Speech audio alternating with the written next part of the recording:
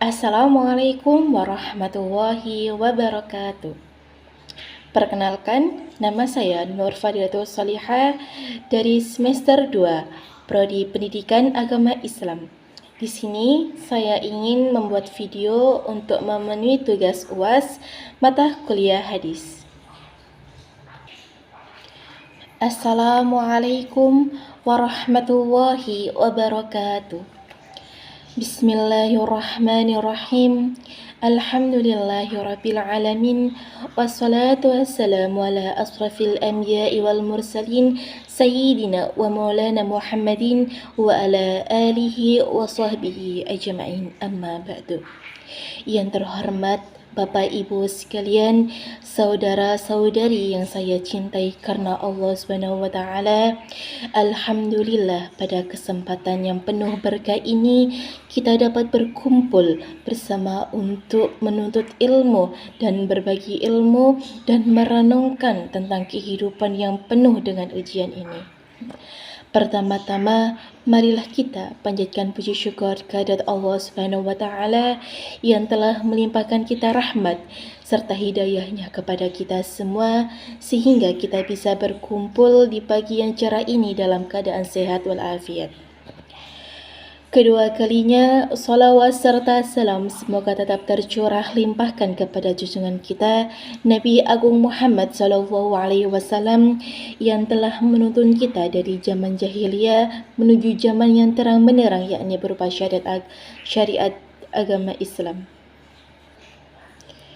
Pada kesempatan yang mulia ini, saya ingin menyampaikan sebuah pidato atau sebuah nasihat yang bersumber dari sabda Rasulullah SAW yang diriwayatkan oleh Sunan At-Tirmidzi nomor 2302 dalam kitab Az-Zuhud.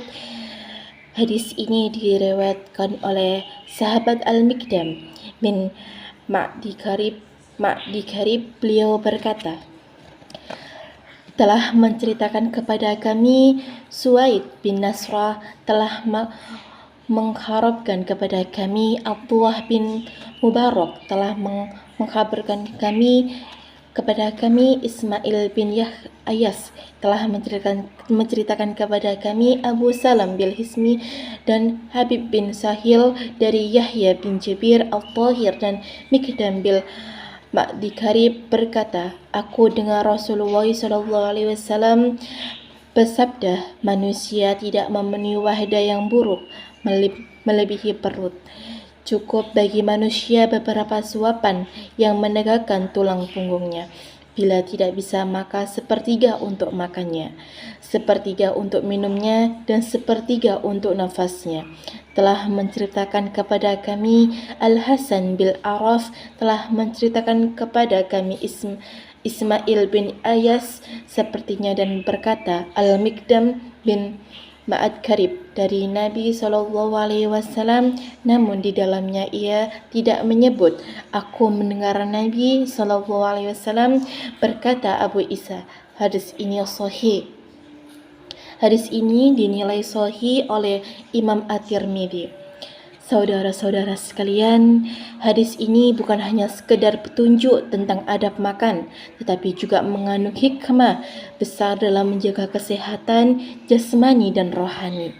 Rasulullah SAW memberikan kita standar emas dalam menjaga pola makan yang seimbang.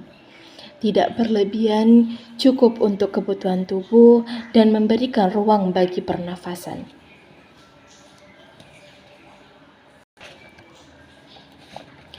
Bayangkan betapa banyak penyakit yang tumbuh dalam kebiasaan makan berlebihan, obesitas, penyakit jantung, diabetes, dan gangguan pencernaan sering bermula dari perut yang dipenuhi dan berlebihan dalam makanan. Padahal Islam mengajarkan sejak 1400 tahun yang lalu bahwa makan secukupnya adalah bentuk ibadah dan penjagaan diri. Rasulullah sendiri adalah teladan terbaik. Beliau makan dengan sederhana dan tidak penuh dengan makan sampai kenyang, secara berlebihan. Bahkan dalam beberapa riwayat, Rasulullah SAW menyambung hari-hari beliau dengan hanya beberapa butir kurma dan seteguk air. Itu hanya karena berkurang, tapi karena kesadaran akan kepentingan juhud, kesederhanaan, dan kesehatan. Hadirin yang dirahmati oleh Allah Subhanahu wa taala, mari kita renungkan kembali gaya hidup kita hari ini. Apakah kita sudah menjadikan makanan sebagai sarana untuk penguat ibadah? Apakah kita malah memperlakukan makanan sebagai tujuan hidup? Mari kita renungkan sejenak. Jangan sampai perut kita ini menjadi sebuah penyakit, baik penyakit fisik maupun penyakit hati. Makanlah dengan niat untuk ibadah, makan secukupnya dan jangan sampai perut penuh. Karena ketika perut kita penuh, maka hati akan keras, malas untuk beribadah, dan akal sulit untuk berpikir secara jernih. Sebagai penutup, marilah kita amalkan sabda Rasulullah SAW dalam kehidupan yang sehari-hari.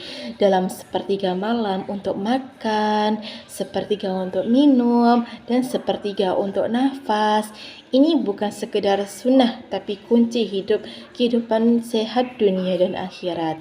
Bapak-bapak, ibu-ibu, alangkah pentingnya kita untuk menjaga pola makan kita agar kita tetap sehat, agar kita bisa tetap beraktivitas dalam sehari-hari, ya kan? Kalau sudah terkena penyakit, semuanya jadi susah, ya kan? Semuanya jadi susah, ya kan? Gak bisa kemana-mana, susah untuk beraktivitas, susah untuk beribadah. Nah, mungkin inilah sedikit nasihat dari saya. Kurang lebihnya saya mohon maaf yang sebesar-besarnya. Akhirul kalam, wallahul muwaffiq ila muqtarik. Assalamualaikum warahmatullahi wabarakatuh.